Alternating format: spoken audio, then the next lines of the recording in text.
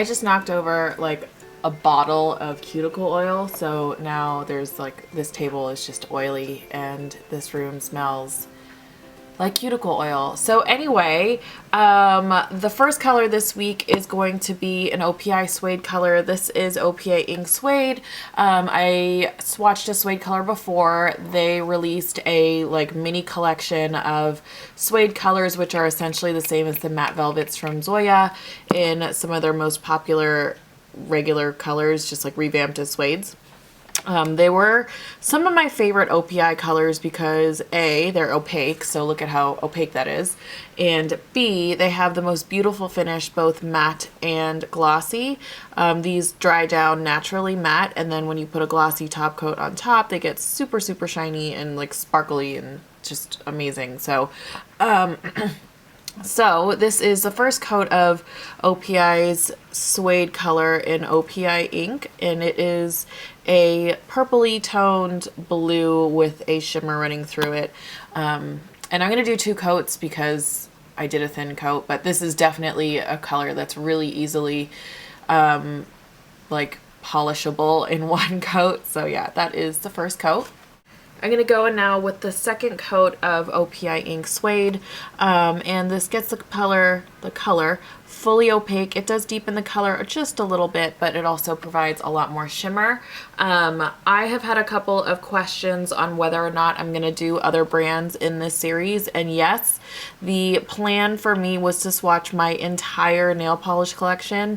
When I brought this to my Instagram, just like a sort of consumer poll, I guess, on my Instagram, which is at Yuki Loves, which is specifically my nail polish Instagram, I asked whether you guys wanted to see it, my collection swatched, and if you wanted to see it by brand or by color, and a lot of people said that A, yes, they would like to see my entire collection swatched, and B, they would like to see it by brand. And I asked by which brand you wanted to start with, and like 90% of the votes for OPI. So that's why I started with OPI. But yes, I will be doing every other collection or brand in my collection. The next one will probably be China Glaze because I have the second most colors from China Glaze. OPI is my biggest in terms of brand collection. I just have the most OPIs of anything else, kind of because OPI is sort of that gateway brand in terms of nail polish collecting. I feel like most people start with OPI, kind of like with makeup. Most people start with MAC, or at least they used to. So yeah, I am gonna do China Glaze next, and then probably Essie, and then Zoya. The other brands are gonna go actually fairly quickly because I probably have double to triple the amount of OPI than I do of China Glaze or Essie or Zoya. So essentially, if you add up my China Glaze, Essie, and Zoya colors together, you would get the same amount of polishes that I have in OPI. So the other brands are going to go much faster. But I am actually, I would say, like 70% the way through my OPIs. I just essentially have purples and pinks to do left, and some like sort of sparkly colors. I have all of my what are they called? Liquid sand polishes to do as well, but there aren't that many of them. So the rest of this series is going to go fairly quickly is what I was trying to say. But anyway, that was 2 coats of OPI Ink Suede. It's gorgeous. You can see already that the shimmer is there when it's matte, and yeah. So I am going to keep this polish. I love the suede colors and I love the matte velvets. Not only do I love the finish, both matte and glossy, but these are also the best, like, on-the-go manicures. If you have an event that you're going to, if you're late for something and you just need to do your nails really quick, you don't need a top coat, you don't need a base coat. You can do basically 1 coat with this and just put this on your nails, and it dries super fast. It dries opaque. It's shimmery, and they're just like the easiest polishes to work with. So this is for sure staying in my stash. This next color is called Last Friday Night. This was from the Katy Perry collection. I genuinely loved this color. I thought this was actually my favorite color from that collection. I'll be perfectly honest with you guys. Teenage Dream, beautiful color, but I love this color. This is a really sheer jelly base with sort of like a cool toned blue base with an opalescent glitter running through it. very difficult to work with. It gets chunky really, really easily. It's honestly not got the greatest formula. You can see it's really sheer on one coat. And I have had to put nail polish thinner in this particular bottle a couple of times, but I am also like I'm like halfway through this bottle. But I love the way that it looks.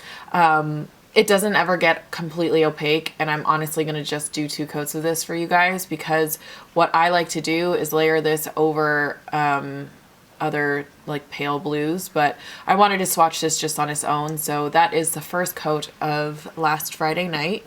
I'm going to go in now with the second coat of Last Friday Night. Again, I'm just going to do 2 coats, but you can see that the blue like color comes out a little bit better in that second coat, and you get that really beautiful jelly glitter finish. So you get a lot of squishy sandwich jelly look going on there, but there's like glitter on top, glitter in the middle, and it's so sparkly and it looks so glowy because of the opalescent glitter. And genuinely the reason why I like this is because I thought that it was the prettiest one on the nail of the 4 or 5 colors from that collection, and I thought this one looked the best with the shatter finish on top, which again, the Katy Perry collection was the first collection from OPI to release a shatter finish, the black shatter. So I thought this one looked the best with that, and I love the color of this. I think my inner 90s child is like totally in love with this because it's just such a 90s polish. But yeah, that is 2 coats of Last Friday Night by OPI. So this one I am going to keep. If you couldn't tell, I actually I really love this nail polish. I actually have a backup of this nail polish, so it's one of my favorite OPIs, even though it's not functionally very easy to use, and it's a tough polish to work with, but I just love the finish of it. I love how glowy that opalescent glitter looks in it. Honestly, I like the way it looks just on its own like this with 2 coats. I love just that tint of blue. And yeah, it's one of those polishes that I feel like nobody actually likes. I like only a couple of people actually like this polish, but those of us that like it really, really like it because it's just, I don't know, it's like a certain type of person that likes a polish like this. But yeah, I love it. Again, it's my inner 90s child that I think that really likes it, but that is Last Friday Night. This next polish is called Simmer and Shimmer. This was again from the Burlesque collection. This is the blue multi-colored micro glitter that came from that collection. This one, surprisingly, as long as I've had it, has never gotten thick. Like, it's never gotten gloopy or anything. I've never had to put thinner in it. So it's kind of a positive pro of this nail polish. As you can see in the first coat, it does have quite a nice glitter pickup. There is blue and silver and like rainbow multi glitter in there. So yeah, that's the first coat of Simmer and Shimmer. I'm going to go in now with the second coat of Simmer and Shimmer, and this gets fully opaque in the 2 coats of glitter, especially if you do thicker coats. It may look like it's not fully opaque, but I just did kind of thin coats on that nail, but I'll do a thicker coat for this nail. I do want to say thank you to everyone that wished me well last week. I still have a cold, as you can tell from my like husky man voice, but you do what you gotta do to put videos on the internet. I work with preschool kids. I'm a preschool teacher. So I get a lot of germs.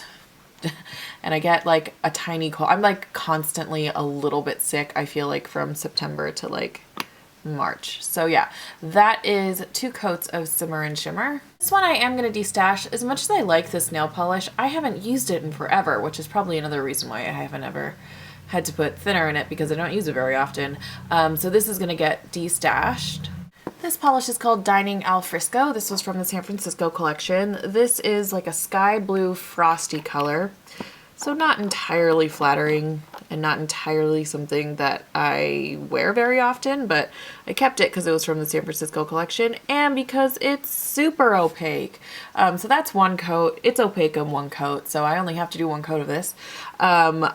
I have gotten a couple of questions in the comments on why I don't swatch all the way up to my cuticle, and it's because between me, so my fingers, the camera up here, and like where I'm talking from, there is a tripod and a camera in the way, so it's not super easy to see. I'm at like a weird angle so that you guys can get the best view of swatching, but also I find it very, very difficult to remove polish from my cuticles when I'm swatching at this volume. So like when I do 10 polishes in a row or a full collection of 12 polishes or whatever, it's really hard to get nail polish out of your cuticles. And then I just feel like my fingers start to hurt. And then also it's mostly just that it's easier to not go all the way up to the cuticle without it flooding. But I also kind of just like the look of it. I responded to a comment on a video, like I think it was either 2 videos or last video, explaining that it's just mostly because in the position that I'm in, it's really hard for me to go this way and not go too far up my cuticle and flood the cuticle, and then you'd get like a weird looking swatch. But I also personally just like the look of not going all the way up to the cuticle. I like that like 1 millimeter space. I don't know why. I think it's because I got so used to swatching that way that I'm like, it looks really nice that way. But whenever I used to do cleanup for my own manicures, I felt like I always accidentally erased like 1 millimeter of space from my cuticle to the nail line. So I don't know. I just like the look of it anyway, but it's mostly just out of convenience because I don't want to make a mess on my fingers. So anyway, that was one coat of Dining Al Frisco. So this polish I am going to destash because I just don't wear it very often. I don't think I've worn it more than twice since I purchased it. I had actually another comment asking whether or not I do a top coat on my nail polishes. I don't, not when I'm swatching. I prefer to show the nail polish the way it looks as it naturally dries. I will tell you that when I'm swatching and showing swatches like this, the polish isn't completely 100% dry, so that's why it still does look a little bit glossy. But I just, for time constraints, just in my personal life, I don't have enough time in the day to do the top coat and wait for it to fully dry. So that's why I just leave the polish swatch with only the polish and no top coat. But anyway, again, this polish is going to get destashed. This polish is called I Have a Herring Problem. I don't remember what collection, like I remember what collection it's called or it's from, but I don't remember what it's called. I want to say it was a Scandinavian collection, but I don't remember if it was like specifically Norway or Sweden or if it was just like a Scandinavian collection. But anyway, it was from like a Scandinavian type collection. Anyway, this one is one of 2 colors from that collection that were sort of the same finish. This is the darker of the 2. I have the second one for you in a second. This is a dustier blue color. It has like a little bit of a green undertone to it, but it has a pearly shimmer running through it, like a pearly silver glass fleck running through it. It's kind of sheer, so I am going to need multiple coats of it, but it turns out to be like a really, really pretty color. So that's the first coat of I Have a Herring Problem. I'm going to go in now with the second coat of I Have a Herring Problem, and this gets the color basically opaque, and you can see that it gets a little bit darker, but the shimmer comes out a little bit better. I love the sort of cloudy blue feel of this. It's actually perfect for today because if you couldn't hear this whole time, it has been pouring rain all day today. So it looks just sort of like a rainy day on your nails. It's very similar to Illamasqua Raindrops, by the way. It's just kind of like a blue version of that. So yeah, that is 2 coats of I Have a Herring Problem. So this polish I am going to keep. I wear it actually quite often, and it's one of my favorite sort of subtle grayish toned colors. It almost does look gray in the swatch right now, but it definitely is a blue if you compare it to other grays. So this I am going to keep. So this next color is called I Don't Give a Rotterdam. This is the other one that I was just talking about being the lighter version of I've Got a Herring Problem. This is a light, more steel type of blue. I say steel blue, but I'm not entirely sure actually what a steel blue looks like, but presumably it is like a gray toned blue. This is a gray toned cool blue with that same silver shimmer running through it. It reminds me a lot of like Cinderella and like Cinderella's dress. it's for me sort of the closest Cinderella dress sort of nail polish. Again, it looks really gray compared to some of these other blues that I've been showing, but it's because it is really gray compared to some of the other blues, but compared to a gray, it is definitely a blue. So that is the first coat. This gets pretty much fully opaque in 2 coats, so I'm not going to need to do a third. And the color doesn't deepen or anything, it just gets fully opaque, and the shimmer comes out a little bit better because of that added coat. This is one of my favorite winter colors because it's just got that shimmer in it, and it's that sort of icy feel without being too frosty. And yeah, it's definitely one of those polishes from OPI that I feel like is underrated. I feel like people don't really talk about it as much anymore because it is a slightly older nail polish, but it's a gorgeous color. So this one I am also going to keep. Again, it's a winter color that I turn to a lot because it's just sort of soft and ethereal, so this is going to stay in my stash. So this color is called DS Sapphire. This is a very, very light icy blue hollow. And I feel like this was from one of the earlier releases of the DS line, which was originally, I believe, a line of hollow nail polishes from OPI. This I stumbled upon in CVS one day, and I bought all the bottles that they had, which was 3, because at the time you couldn't really get hollow nail polishes.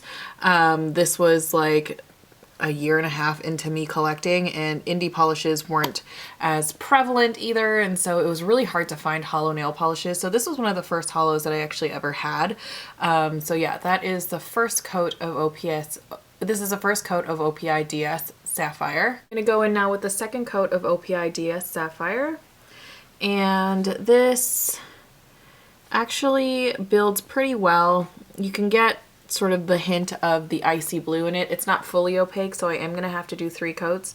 The hollow comes out a little bit better as well.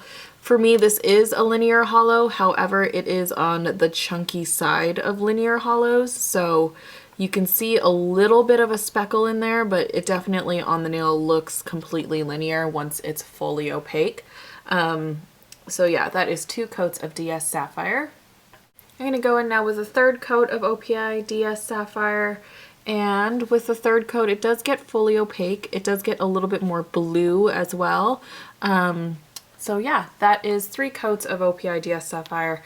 Again, sorry if that was just like a 1 nail swatch, but you can see that with the third coat, between the third and the second, like there's clearly more of like an opaque difference. So yeah. So this one I am going to keep for now. I am going to look at the rest of my hollows and see if I want to destash this, because I have a lot of hollows, and I have a lot of hollow formulas that I kind of like more. I don't also wear light blue hollow as much as like red or black, for example. So I'm like at the end of this series, I'm gonna assess all of my hollows. I might actually do all of my hollow nail polishes at once instead of by brand for those indie polishes, but we'll see when we get there, and see how this falls in between all of my hollow nail polishes. This is I Want to Be a Lone Star, and this was from the Texas collection. Again, the Texas collection had like that half jellies, half random shimmers. This is from the random shimmers half. This is a really light, milky, slightly blue-toned frosty color, and it is, honestly, I don't know why this is still in my collection. I haven't worn this in years, and I kind of forgot that I had this in my collection because, again, it is frosty and not entirely a color that I like wearing. But anyway, that's the first coat. I'm gonna go in now with the second coat of I Want to Be a Lone Star, and this actually surprisingly gets fully opaque in 2 coats. It's just a little bit streaky, so it's like, don't manipulate the polish too much in 2 coats, because you can see that it is just not looking so great right there, but it's like opaque for the rest of the nail. So yeah, this is, again, sort of a mystery as to why I kept it. I just think it was one of those polishes, like I was looking through my OPI and like destashing, and I kind of gloss over OPI because it is my favorite brand, and end up not destashing as many as I should, but clearly from this video series, there were a lot that I needed to destash, so yeah. Oh, and as you can see, this is what happens when I go all the way up to my cuticle. Like, this is what I mean by cuticle flooding. I personally don't really like that very much, and so that's why I tend to not swatch so close to my cuticle. So yeah, that is 2 coats of I Want to Be a Lone Star. So this sort of mess of a nail polish is going to get destashed. I haven't worn it. It's not a very good formula, and I don't really know why it's still in my collection, so this is going to get destashed. This is called Sahara Sapphire, and I remember distinctly being at CVS one day and seeing this in their little stand and purchasing it because it was a really gorgeous color, like tone-wise. This is a blue-toned, almost lilac type of color. However, it's in a super frosty finish. So again, not a color I sort of reach for because it's not a finish I totally like. As you can see, it is on the thin side as most frosts go, but the color itself is very, very pretty. So yeah, that is Sahara Sapphire. I'm going to go in now with the second coat of Sahara Sapphire, and surprisingly, actually, this gets opaque in 2 coats. However, you can see how like brush strokey it is. So again, not a favorite trait of mine when it comes to nail polish, but yeah, you can see that the color gets a little bit more saturated. You can see that bluish purple tone come out a little bit more. It's just very frosty. So yeah, that is 2 coats of Sahara Sapphire. So I am going to destash this one as well. I just don't wear it, and it's a frost, and it's just not my thing, and I don't see myself trying to wear this in the next year, so unfortunately it is going to get destashed. The last polish I have for you today is called It's Totally Fort Worth It. This was from the Texas collection as well, and this is a gray base with a red shimmer running through it, which makes it look sort of like a light purple, so I guess that's why I organized it that way in my nail polishes. As you can see, it is very sheer on the first coat. This actually reminds me a lot of the nail polish version of a MAC eyeshadow called Pink Curl.